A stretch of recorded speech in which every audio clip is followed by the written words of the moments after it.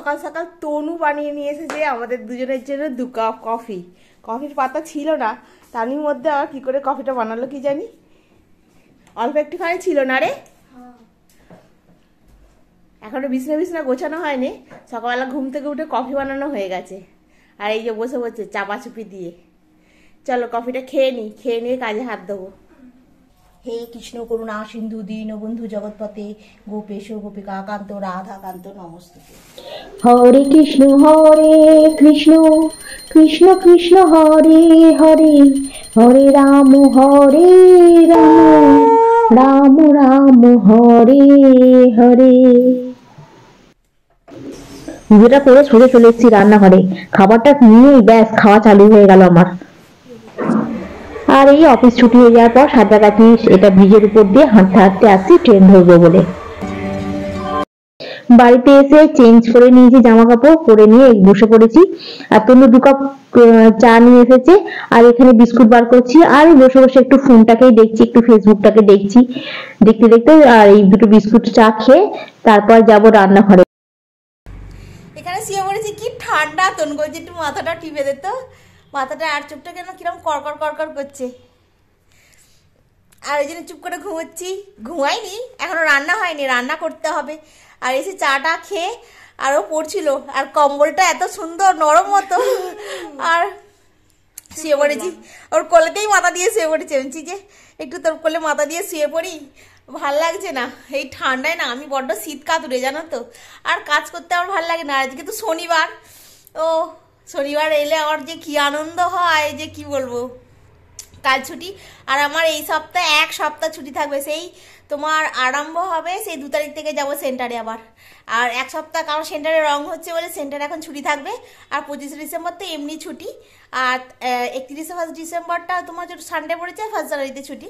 মিডিলে ও তাই তো ভুলেই গেছি বলতে। 31 ডিসেম্বরটা এ হবে আসল কথা। কালকে থেকে ছুটি তো খুব আনন্দ হচ্ছে, কি বলবো বুঝতে পারছি না।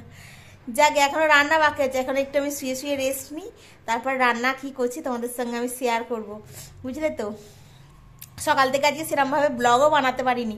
কি করে বানাবো, আজকে সকালবেলা ঘুম থেকে উঠেছি, তখন বাজে কটা বলো তো, সেই 7টার সময় ঘুম থেকে উঠে এবার চোখে কানে নাকে কিচ্ছু দেখতে পাচ্ছি না, ছুটোছুটি করছি করে। আজকে আবার একাদশী, গোপালের সেবা দেওয়া ছিল আজকে। ওই আমার আর একটা যে চ্যানেল আছে না, ওই চ্যানেলের মধ্যে আমি দেবো, মানে ভিডিও দেবো বলে আজকে ওইখানে ভিডিওটা করেছি, মানে গোপালের ভিডিও করেছি। আর সেই জন্য এদিকে যে ভিডিও করব আর করা হয়নি। সকালবেলা ভাত আলু সেদ্ধ আর ডিম ভাজা করেছি, ডাল ভাতে দিয়েছি, ওই কোনো রকমের নাকে মুখে গুজে দিয়ে একদম ছুট চলে গেছি। আর এই সেন্টার থেকে এসে চা করে দিয়েছে তনু, খেয়ে। আর এখন তনু বলছি, তনু আমার মাথাটা একটুখানি হাত বুলিয়ে দে না রে। আর কী বলো তো, এই চোখটার মধ্যে কী পড়েছে কি জানি, খালি কর করছে আর জল কাটছে। ঠিক আছে পরে আসছি, এখন একটু শুয়ে শুয়ে একটুখানি তুমি আমার মাথাটা একটু হাত বুলিয়ে দে না রে, আর তারপরে রান্না করব, ঠিক আছে। সন্ধ্যাবেলা চা হয়েছিল, চায়ের বাটিগুলো সব পড়ে আছে এখন। আর এই সবে আমি রান্নাঘরে এলাম, গোপালকে খাওয়ালাম, খাইয়ে শুইয়ে দিলাম, দিয়ে আর রান্নাঘরে এলাম। এবারে এসে এই একটা কাজ করব। কি বলতো, সন্ধ্যাবেলা এসে আসার পর না আমার আর ভালো লাগে না, সত্যি কথা বলছি।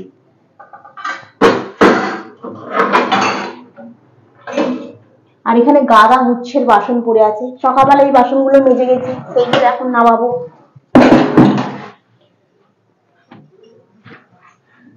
আর ওরও সারাদিন পড়া নিয়ে ব্যস্ত থাকে, যে একটু আধটু যে কাজ বাজ ঘরে করবে সে তো নয়, সবটাই আমাকে একাকে করতে হয়, ঘর বার।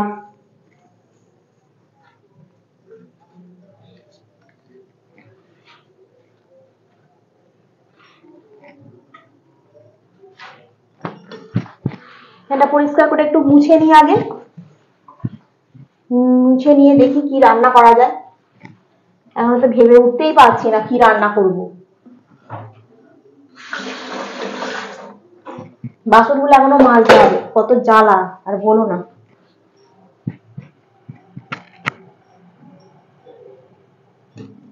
এইটাতে সেই আটা ফাটা মাখবো, বেলে রাখবো। আর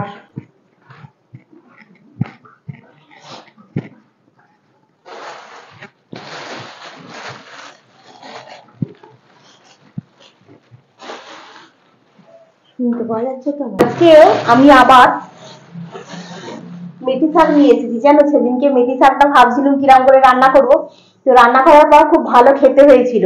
তো সেই জন্য আমি আজকে আবার একটু মেথি শাক নিয়েছি। একটু না, এটা 500 মেথি শাক আছে।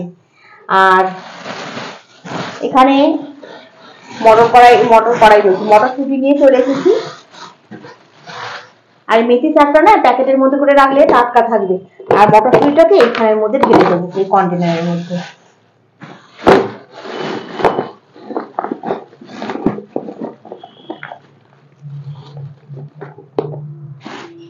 এর মধ্যে সবটা ধরে যাবে মনে হচ্ছে। কিছুটা মটর কড়াই বার করে রাখি, মানে এখন ভাবছি কিছু একটা তরকারি করব। দেখি কি তরকারি করি, তাতে একটু মটরশুঁটি দিয়ে দেবো, খেতে ভালো হয়ে যাবে। আর এই বড় প্যাকেট গুলো ফেলে দিই না, এগুলো রেখে দিই। কি বলতো, আনাজের খোসা এটা ওটা ময়লা গড়ের ধুলো ফুলো সব জড়ো করে এর মধ্যে রাখি, রেখে প্যাকেটটা ধরে ফেলে দিতে আমার সুবিধা হয়। ওই জন্য প্যাকেটে এখানে একটা প্যাকেট করে রেখে দিয়েছি, ওর মধ্যে সব গুছিয়ে রেখে দিই। আর এইটার মধ্যে এখনই এই মেথি শাকটাকে ভালো করে পুড়ে দেবো আর কি। এটার মধ্যে ধরবে তাই না, ধরবে না, বড় প্যাকেটটাতেই রাখতে হবে। দেখছো, এটাতেই রাখতে হবে। এতে রাখলে শাকটা একটু প্যাকেটে ঢুকিয়ে একটু বেঁধে ফ্রিজে রাখলে না বেশ ভালো থাকে। এটা কালকে করবো, কালকে সানডে, হয়তো একটু বায়না করবে মাংস করার জন্য। দেখি মাংস করতে পারি, নাহলে 25শে ডিসেম্বর আছে, সেদিনকেও মাংস করতে পারি। আর এই প্যাকেটটা রেখে দিই তাহলে এখন। এইগুলো রেখে দিই কন্টেনার গুলোটা, আর এইটা ফ্রিজের ভেতরে, এটা এখানে ডিকিটার ভেতরে ঢুকিয়ে দিই, আর এটাকে এর ভেতরে ডিকির ভেতরে পুরে দিই। এই হলো।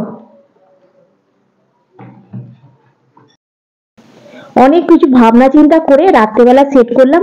অনেকটা দুধ আছে, তাহলে চলো করে নিই মটর পনির। এই জন্য এখানে মটরশুঁটি গুলোকে সকাল সুন্দর করে ছাড়িয়ে নিচ্ছি, আর সমস্ত কিছু জোগাড় করে নিয়ে তবে রান্নার দিকে যাব। বাসনগুলো মেজে নিলাম, নিয়ে এখন আটাটা বার করে নিয়েছি, আটাটা মাখি।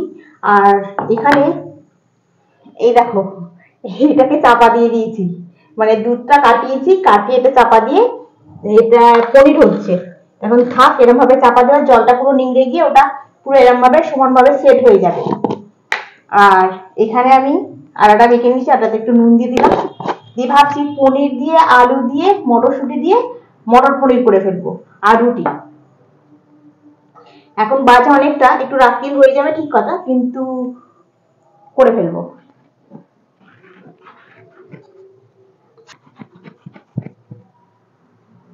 ফ্রিজে অনেকগুলো ভাত আছে, ভাবছি কালকে সকালবেলা ভাতটাকে ভেজে ফেলবো। এটা একটু চাপা দিয়ে রাখলে জিনিসটা আটাটা আর কি অনেকটা সেট মতো হয়ে যাবে। হাতটা ধুয়ে নিই। দেখো বাড়িতে পনিরটা বানিয়ে ফেললাম, আর দুধটা যেহেতু ছিল বেশ ভালোই হলো, কিনতে হলো না। আর পনিরটা দেখো একদম পারফেক্ট হয়েছে। পনিরটা রেডি করে ফেললাম, এর মধ্যে খালি ধনেপাতা আর গরম মশলা দিয়ে দেবো। আর মটর পনিরের পুরো রেসিপিটা তোমরা মিনি ব্লগে পেয়ে যাবে, আমি মিনি ব্লগ দিয়ে দেবো, ওখানে তোমরা একটু চেক আউট করে নিও। আর এখানে আটাটা মেখে রেখে দিয়েছিলাম, আটাটা মেখে না 10 মিনিট রেখে দিলে আটাটা বেশ নরম হয় জানো তো। আর রুটিটাও খুব নরম হয়, মানে আটাটা যেহেতু সফট মতো হয়ে যায়, রুটিটা খেতে খুব ভালো হয় আর নরম হয়, আর খুব সুন্দর ভাবে ফুলে উঠবে। আর এখানে 4টে রুটি হবে মাত্র, 4টে রুটির মধ্যে মানে আটা মেখে রেখে দিয়েছি। আমি আটা বেশি করে মেখে আর রেখে দিই না ফ্রিজে, আগে আগে করতাম কিন্তু এখন আর খুব একটা করি না ওরকম। আর ওই জন্য একটা একটা করে সবকটা রুটি বেলে নেবো, একবারে বেলে নিয়ে একবারে চাটুতে দিয়ে দেবো, দিলেই ঝরঝর শেখা হয়ে যাবে। অলরেডি আমার পনিরের তরকারি হয়ে গেছে। আর এই সাদা জায়গাটাতে করে মাখলে কি হয় বলতো, গুঁড়োগুলো বাইরেটাতে পড়ে না, এই পেপার কাপড়টাতে পড়লে কাপড়টা একটুখানি ঝেড়ে দিলাম, ব্যাস হয়ে গেল। আর খুব তো আটা দিয়ে আমি বেলি না, অল্প অল্প আটা দিয়ে বেলি। আর এইখানে চাটুটা অলরেডি বসিয়ে দিয়েছি, চাটুটা গরমও হয়ে গেছে, রুটিটা ফটাফট দিয়ে দিচ্ছি, দিয়ে উঠে নেবো। এখন অনেকটা বেজে গেছে জানো তো, রাত্রি প্রায় তোমার 10টা বাজে আছে, এখনো পর্যন্ত রান্না নেই। এসে একটু আলিসি ধরে যায়, ঘুমিয়ে পড়ি, ভাল লাগে না কাজ করতে, এইরকম আর কি, বুঝতে পেরেছো। আর দেখো না আটাটা মেখে রেখে দিয়েছিলাম বলে 10 মিনিট, দেখো রুটিগুলো কি সুন্দর ফুলছে, দেখেছো একদম টোপর টোপর হয়ে ফুলছে। আর রুটি ফুললে কি বলতো, খেতেও ভালো লাগবে আর মনটাও বেশ খুশি খুশি লাগে যে হ্যাঁ রুটিগুলো তো সব ফুলছে। যে কোনো তরকারিও দেখবে, তরকারি যদি টেস্ট হয় না খেতে হেভি লাগে, আর খারাপ হলে একদম ভালো লাগে না। পনিরটা তৈরি হয়ে গেল। এটা মটর পনির করেছি, একদম কষা কষা মতো করে নিয়েছি, রুটি দিয়ে খাবো। আর এখানে রুটিও নিয়ে নিয়েছি, রুটি আর পনিরের তরকারি নিয়ে নিলাম। খাবারটা নিয়ে নে, বাড়া হয়ে গেছে, দুটো থালা নেই, চল এবারে যাচ্ছি। ওকে বন্ধুরা, আজকে সারাদিনের বকবকানি এখানেই শেষ করলাম। তোমরা ভালো থেকো, সুস্থ থেকো, গুড নাইট।